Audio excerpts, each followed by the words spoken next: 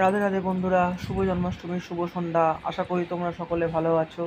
সারাটা দিন তোমাদের গোবিন্দর কৃপায় ভালোই কেটেছে। আমারও সকলের সাথে সারাটা দিন আজকে ভালোই কাটলো। আবারও বলছি, নিজের সাধ্যের মধ্যে থেকে সাধ পূরণ করবে, কিন্তু গোবিন্দ চরণ কিন্তু ভুলে যেও না। আলটিমেটলি গোবিন্দ চরণেই কিন্তু আমাদের ঠাঁই নিতে হবে।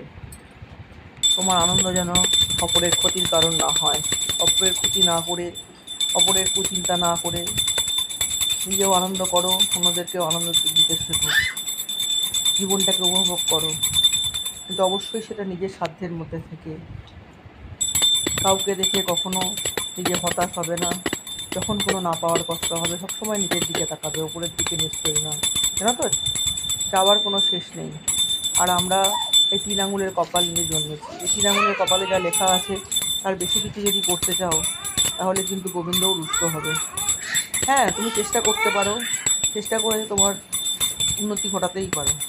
তবে সেই চেষ্টাটা অবশ্যই সৎ চেষ্টা হতে হবে, সৎ প্রচেষ্টা, শুভ প্রচেষ্টা, সৎ পথে প্রচেষ্টা।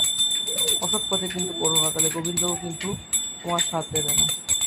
জানো তো, সাধু লোকের পরিত্রাণ করতে ও দুষ্ট লোকের বিনাশ করতে গোবিন্দ যুগে যুগে অবতীর্ণ হন। ভালো থেকো। রাধে রাধে।